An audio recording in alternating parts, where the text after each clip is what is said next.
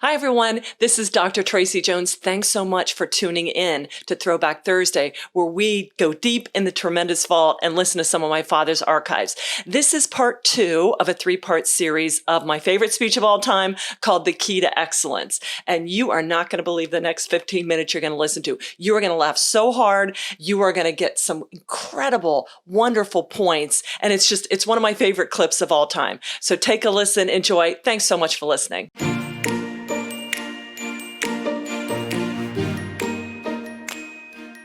You're listening to Tremendous Leadership with Dr. Tracy Jones. All right, let's go to work. We only have a couple more minutes to wind up the day. These are exciting days. Aren't these exciting days? Huh? Aren't they? Yes. But how much excitement do you run into when you go in the morning? How many people greet you at the door and say, let me at them? You don't hear that. Even you, Wilson, you don't hear that. I'll tell you what you hear. You hear what I hear. I'll tell you what you hear. This is what I hear. I'm going to quit. I'm going to quit. I said, you can't quit. You never done nothing yet. I used to be afraid to go to my office for fear they were waiting for me to come in and say, hello, Charlie, we quit. I say, all right, I quit too. I'm not staying here alone anymore.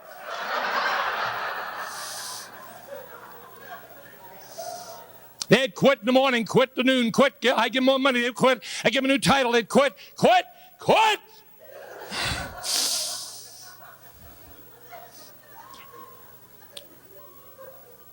Now, I would say to myself, why do these thumbsuckers want to quit again?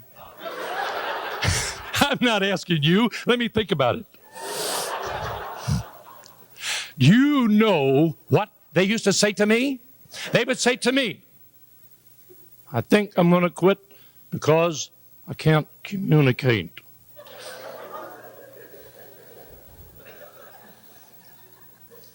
Now, ladies and gentlemen, if I have to sit through one more seminar on communication, I'm giving up. You say, well, don't you believe there's a communication problem? Don't talk to me so stupid. If you're married, you have a communication problem. If you're raising children, you got a communication problem. But ladies and gentlemen, there's some problems you may work on and live with and build on, but that's the way it is. I'm a little tired after thousands of hours and thousands of dollars on communication. The problem is worse today than when we started talking. So we got a problem. Let's move on to something new.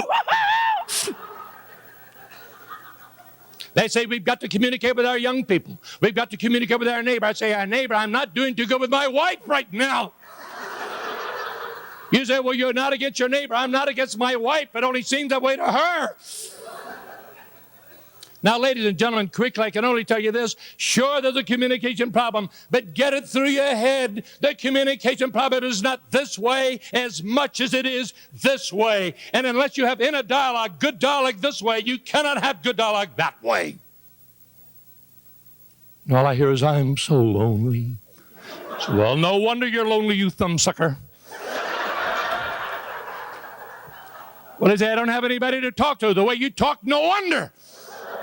Now, I don't want to be mean, and I know I use a little bit of a shock treatment, but I want you to laugh and think and see something you know. It's this way and that way, not that way. Now, I'll tell you where the problem lies, and I can work on it, and you can too, and your life will be more tremendous if you work on this one. Not communication. Oh, work on it. The real one is identification. Identification. You say, what do you mean by identification? I mean, I've been learning over the years, if I can identify with you, we can say a great deal without saying very much. If I don't identify, a barrier goes up, and if you love me, you can't get it down. And the harder you try to get it down, the more it goes up. I don't know why it is, but you know it is. Families die strangers who live in the same house all their lives. Now, let me quickly tell you 3 things I've been learning over the years to prove my point. Remember years ago when they talked about the generation gap? There never was a generation gap. There was an ideological gap. Young liberals have always identified with old liberals. Young conservatives have always identified with old. There's never a generation gap, ideological. In other words, if I identify with you, we say a lot. If I don't, we can live in the same house and die strangers. Let me prove it. Let me take a quick moment and share with you a few things I've been learning over the years. 37 years learning to be a husband. 36 years learning to raise children. 35 years learning to build a business. And watch, as I share with you these things, watch how your guard goes down and you didn't know they went down. Watch how you begin to think with me rather than listen to me. Watch how you begin to figure you out rather than figure me out. Watch how you begin to laugh at your heartaches and frustrations rather than my punchlines. Ready? Here we go. I now will share with you the greatest single thing I've been learning in 35 years. Now, what I'm going to share with you is almost too much wisdom for some of you young people. But I'm going to give it to you because you're not going to understand it anyway. But Cabot, you old geezers, you're going to love it. Now, can you hear in the back row? Can you hear way back there? In the way back? Ira, can you hear? Okay, don't miss this. Have you noticed all the speakers? Have you noticed Larry, Charlie, Chris? Have you noticed all the big speakers, how they make you wait to the end? Thorne did it. They make you wait to the end of the talk to give you the good stuff. You ever notice that? Not me. Not me. I give you the best stuff right now. So if you have to leave early or go to the bathroom, you didn't miss nothing. Brother! Here comes. Here comes the greatest thing I've been learning in 35 years of it. Now, what I'm going to share with you now, this is not theoretical, experiential. 17 years of this in one office. You're going to say, oh, thank God for that one thought that made the whole thing worthwhile. Ready or not? Here it comes. This is the greatest single thing I've been learning in 35 years. Ready or not? Here it comes. The greatest thing I've been learning in 35 years in business is nothing works. Let me say it again. I love truth. Nothing works. You know, what do you mean? I mean nothing works. Larry Wilson knows nothing works. That's why he's here today. You think Larry Wilson would be here? He would not be here. He'd be over in Santa Fe up in Minneapolis watching it work. You know why did Wilson come? I'll tell you why he came. He came because he knows it's more fun. It's more fun failing here with us and failing back in his office alone. That's what I do. All right. Okay. Now listen here. I want you to learn to get people to laugh, but don't you ever be a comedian. We're not comedians. We get people to laugh, but not at our jokes. We get them to laugh at points. And you watch every time I get you laughing, I'll drive home a point. Now, why the point? Well, I'll tell you. You know the value of a meeting? Did you recognize yet the value of this meeting?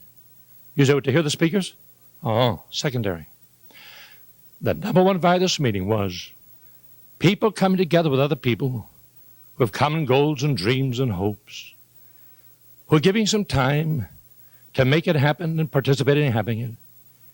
And somehow it seems over the years, at a few meetings a year, greater relationships are established in some people's own families. Because you don't get this out of the book or the cassette, you see. Just being here. Oh, someone can listen to these cassettes, but it won't be like you who sat here with the other people who laughed and who realizes they have ups and downs and heartaches and joys and successes and failures. See, people are a therapy. You know how you can tell when something's wrong in your life? The mornings you begin to wake up and say, I sure hope I don't have to be around many people. Did you ever hear this one? Never get going till 10 in the morning. Say, stay in bed till 11, and we got enough troubles now, you thumbsucker. Have it? Never get going till the second cup of coffee. Well, then start with a second. People. Tell you another therapy, another great therapy. Oh, the therapies to apply to your life if it's going to be tremendous. How about the therapy of music? Music. Music. You know, what kind of music? Oh, Chopin, Bach, bluegrass, Sousa, big band, and music. There have been times in my life, I've been so depressed, so licked, so discouraged, so down, not for a day, not for a week, months, and nothing would get me more discouraged than some mix-up thumbsucker saying, hang in there, son, things are going to get better. Don't tell me that. I don't care if they don't get better. I'm just asking God, don't let them get worse. I don't need a way out. I need something to sustain me, to hang in. I don't need the problem to go away. I need to catch some glimpse of the problem to make the problem worthwhile as I live through it. Music. There have been times in my life I've been so down, so depressed, I couldn't even pray. You say, well, I was never that low.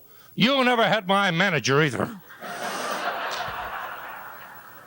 Or my mother-in-law. My mother-in-law's a test pilot at a broom factory.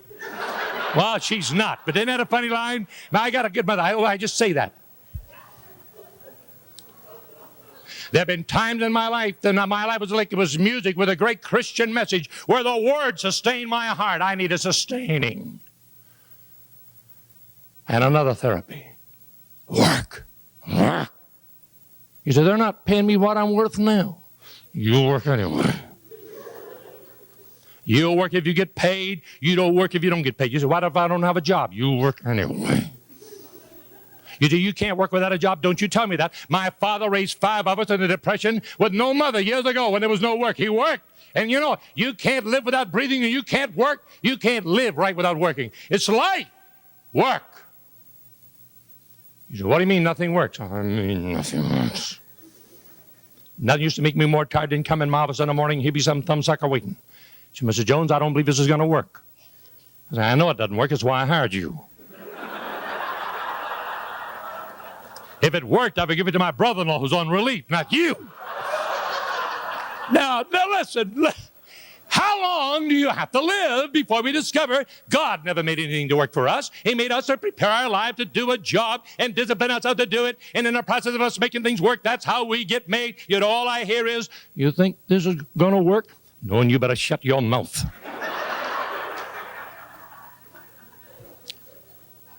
Here's another thing I've been learning. I cannot help any of you. You say, well, why do they have you speaking today? I was wondering that myself. You know, what do you mean you can't help me? All right, this is what I mean. After 35 years in business, I can tell you I've had a lot of people I gave a lot of help who had the wrong attitude shrink, and I can show you a lot of other people I gave a little or no help had the right attitude grow. I've been learning with anyone likes it or not. Real help is not pumped into you by a bribing superior or a motivational guru. Real help is drawn out of anybody who commits their life to do something and you're willing to do it if it kills you. Now, let me tell you how I know I can't help you. If I could help anybody, I'd go home right now and help my 6 kids, not you.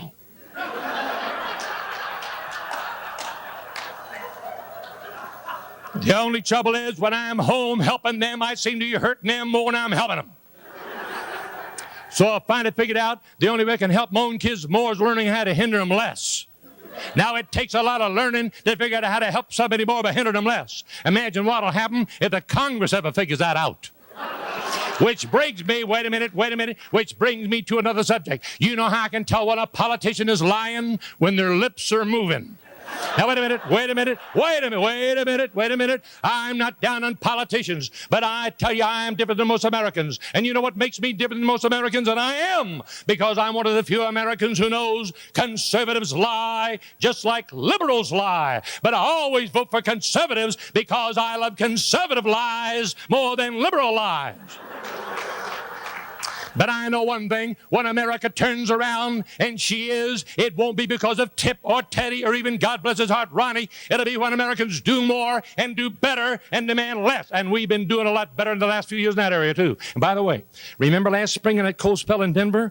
I was there. Now, I didn't see this. Don't quote me on this. But I heard somebody told me that day it was so cold that day in Denver, they saw a politician put his hands in his own pocket. That's what I heard. Now, I didn't see that. That's what I heard. And I want to tell you what's wrong with America. We don't understand language. We got to get down to the basics and the language, Language, you got to understand language. You understand language and you're going to understand politics. Poly means many. Ticks means bloodsuckers. Now that puts it all together. Now, and I'll tell you something else. Wait a minute. I'll tell you something else. Do you know why so many politicians sleep so good at night? Well, I'll tell you why. They lie on both sides. That's why. Now, okay?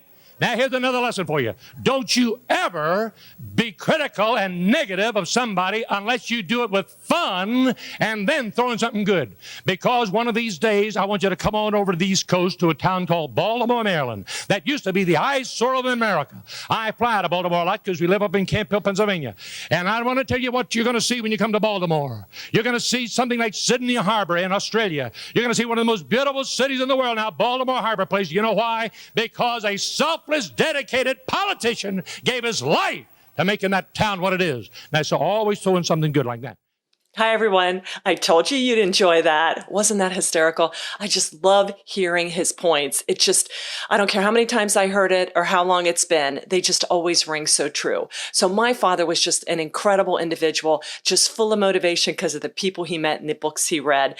And if you want to check out more, go over to our sister channel on YouTube, Tremendous Life Books, where you can get more tremendous clips of my father. Also, please check us out on Tremendous Leadership. There you can download a free copy of the PDF of this speech, The Key to Excellence. You can also get it on CD, on DVD, on audio download, ebook, PDF, as I said, and you can also order copies to hand out to your friends, your coworkers, your family. So check it out. And again, thanks so much for joining us on this Throwback Thursday. Have a tremendous day.